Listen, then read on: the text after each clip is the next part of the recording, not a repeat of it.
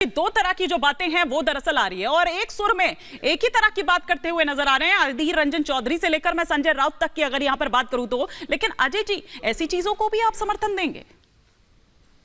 हिमानी जी, संसद में अगर राजनाथ जी या स्पीकर साहब बयान नहीं देंगे तो कोई समीर चौहान को ही देंगे जाके, या रामलाल जी को ही देंगे, या श्यामलाल को ही देंगे।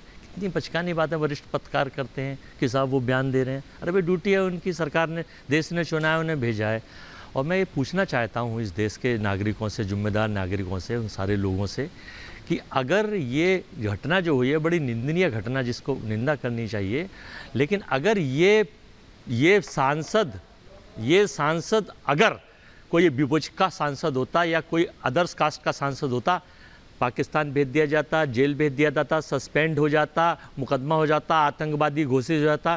क्योंकि ये भाजपा के नाते के हैं, रिश्ते के हैं, इनकी पार्टी के हैं। अच्छा। पास इनका बना है, इनके द्वारा प्रताप जो हैं, जो मैसूर से सांसद हैं, वही कार्यवाही नहीं है। तो ये लोकतंत्र में दोहरा मापदंड, हिटलर भी यही काम करता था जर्मन में, और उसका प्रोपोगेंडा मिनिस्टर जो जोसेफ गब्बाल था वो भी यही काम करता था। लेकिन जब अंत हुआ था तो ये जनता है, सब जानती है, पहचानती है। सारी बात कही, मेरे बात का केवल फाइनल करूंगा मैं, फाइनल करूंगा हिमानी जी। हाँ। देखिए, इसके खिलाफ उस सांसद को मैं मांग करता हूं अपनी पार्टी की तरफ से, और देश के 144 करोड़ लोगों से अरेस्ट करा जाए, जेल भेजा जाए, सस्पेंड करा जाए, सदस्यता रद्द की जाए, मकान छीना जाए। राहुल गांधी का मकान छीन लेंगे, ओया मित्रा का आप सस्पेंड कर देंगे, जरा सी बात पर कोई मुकदमा नहीं है। तो ये जो दोहरा मापदंड है इनका, इनके मुखौटो चेहरों का, इनकी सेल कंपनियों का, इनके नेताओं का, इनके प्रवक्ताओं का, ये हिंदुस्तान के हित में नहीं है।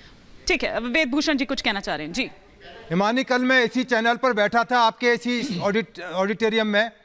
अर्नब गोस्वामी के साथ मेरे बराबर में एक एमपी बैठे थे, मेंबर ऑफ पार्लियामेंट, 20 साल पुलिस की नौकरी में इंस्पेक्टर रहे आंध्र पुलिस के अंदर।